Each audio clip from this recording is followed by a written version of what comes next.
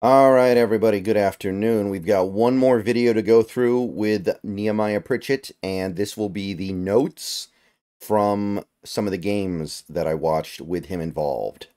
So we're going to do two games.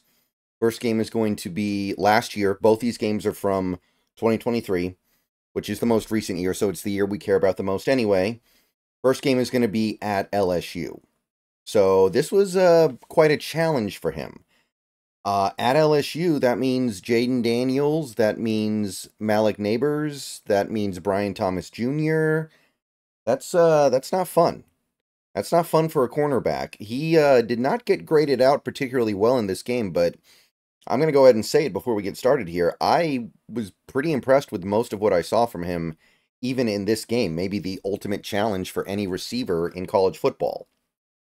Before we delve in, I just want to reiterate one more time for those of you who maybe missed the previous videos. I'm not doing any clips on screen because I tried to do that a couple years ago and YouTube wasn't having it. They just black screened me. So I'm not going to put a bunch of work into a video and then find out that nobody can even watch it. So we're just going to do it like this. I watch the videos, I take notes, and I show you the notes. All right, so at LSU last year, Jaden Daniels.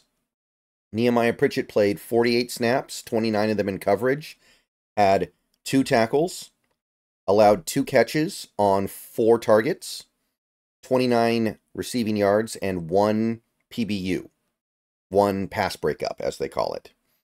So not graded out terribly well for this game, but let's dive in a little bit here.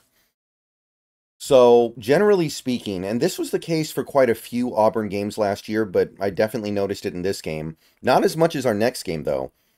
Auburn lets a lot of stuff underneath go. They just let receivers have easy, short catches in the hopes of preventing the big play.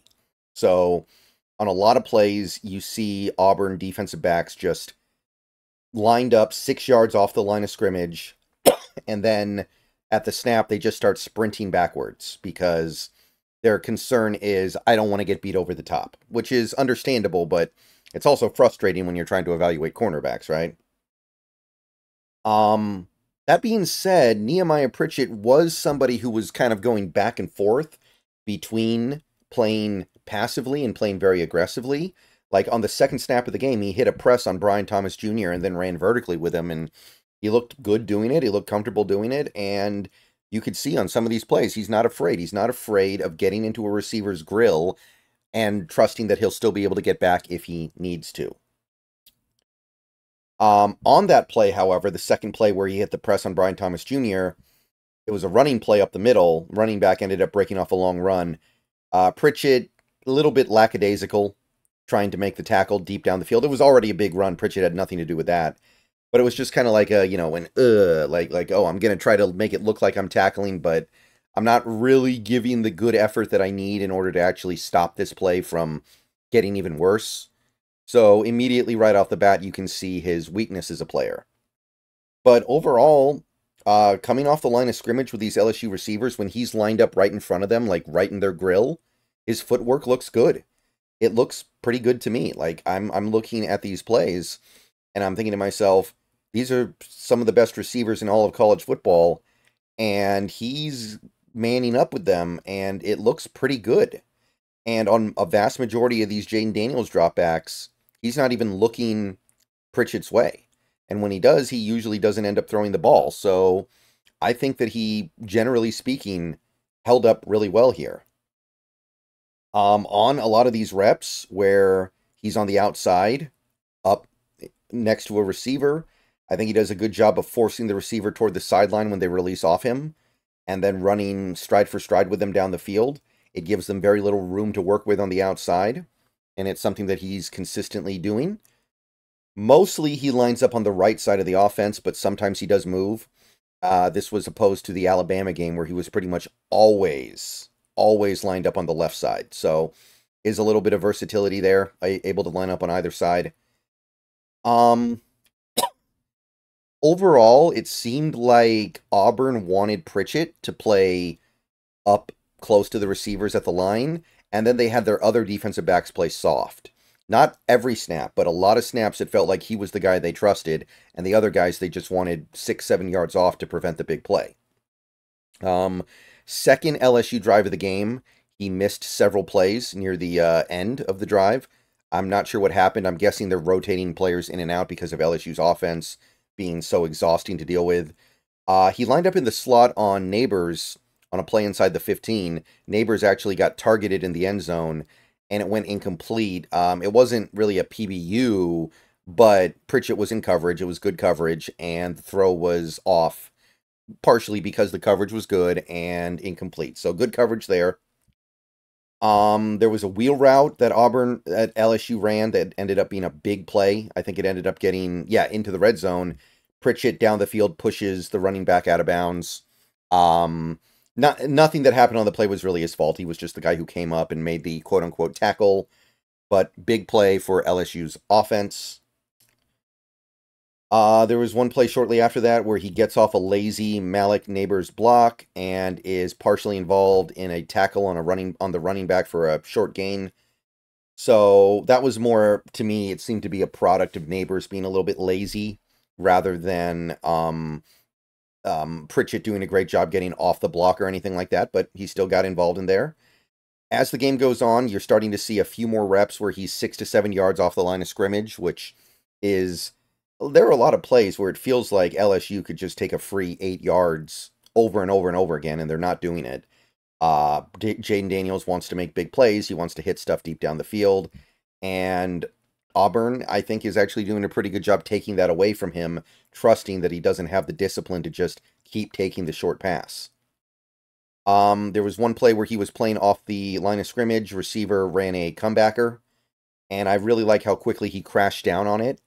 The ball did not go his way. The ball was thrown completely to the other side of the field, I think. But I like how quickly he clicked and closed when he saw the route getting broken off. That's the kind of stuff he's going to have to do in the NFL. He had a missed tackle in this game.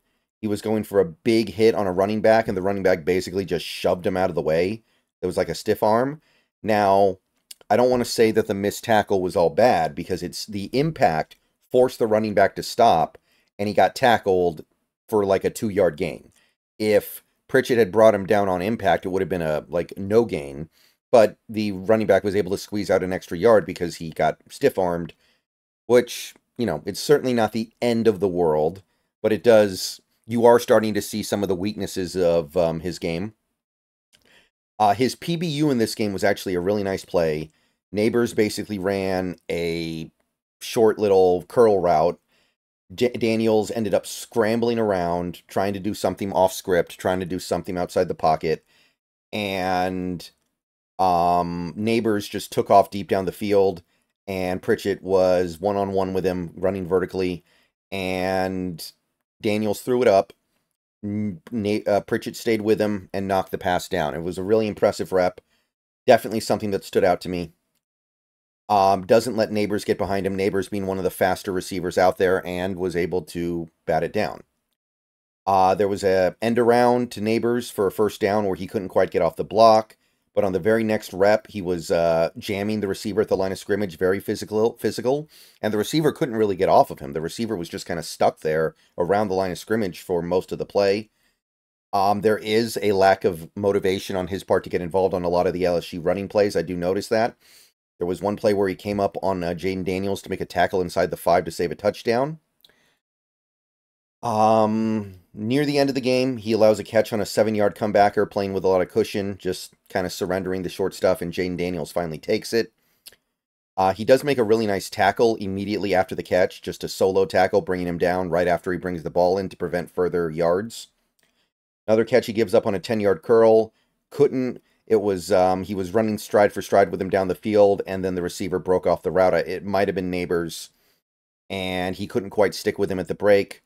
And then he gives up a big chunk of yak because he took a bad angle on trying to get the tackle after the catch. So, not a great rep there, admittedly, but that was basically the game. He didn't give up any catches until the game was basically over, and given how soft the defense is having him play, because that's the style of defense they're trying to play, pretty impressive. Next game I want to look at is at home against Alabama. And yes, this was the game where Auburn gave up a 4th and 31 to lose the game. So that's obviously the thing everybody remembers. But Pritchett played in this game, and overall, I thought he played well. 64 snaps, 35 of them in coverage, 3 tackles, 2 catches allowed on 5 targets, 13 yards, and 1 PBU.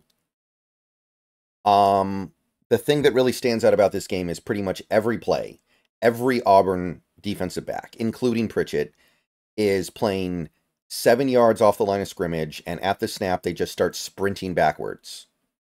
Because this game was all about take the big play away from the Alabama offense. And to their credit, outside of one play, they did. Now, what this creates is a situation where the opposing offense kind of has free plays underneath the whole game, but Jalen Milroe not really taking them all that often. He wants to make the big play, so it's smart.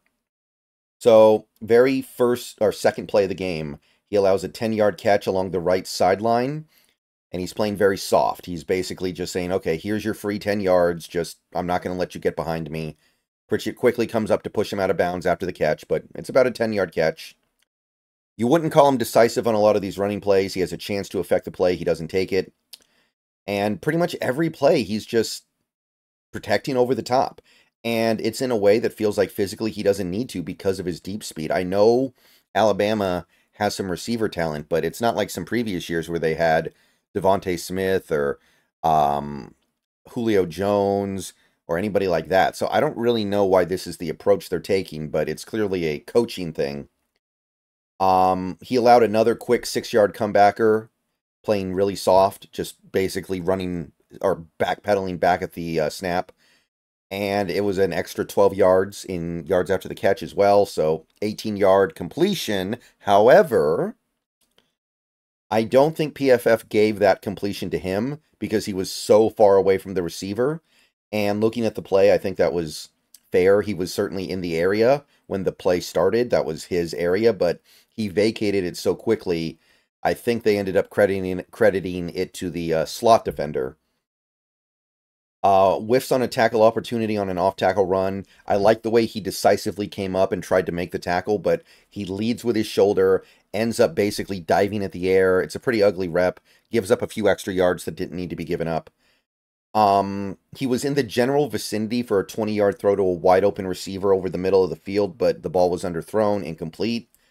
By the way, watching this game really made me dislike Jalen Milroe as an NFL prospect. If we draft that guy in a year, I'm going to be very, very sad. Just saying. That guy is not an NFL quarterback right now. He's got a lot to prove. But yeah, I don't know if the throw was even credited to him, but if it was, he was open, and the ball was just a bad ball. On the very next play, however, he makes his PBU. He clicks and closes after playing back on an out-breaking route towards the sideline on 3rd and 10 and dives to knock the ball away. You can see the ball skills. That's the kind of stuff that makes me excited about him. The fact that he has the potential to click and close like that, even if he doesn't always do it, tells me that he could be something special. There was one play where he was unable to come up and run support because he got blocked out of the play by the receiver. There was a assisted tackle on a scrambling Milroe in the red zone. One play he actually blitzed in this game, but he got picked up by the running back and was basically a non-factor. He was double-teaming a receiver that got targeted for a deep shot. Ball was incomplete, never really had much of a shot, so good coverage. There was an out route that was underneath him when he was playing soft. Got open underneath him, would have been a first down, but the receiver could not get either foot down in bounds, so it was ruled incomplete correctly.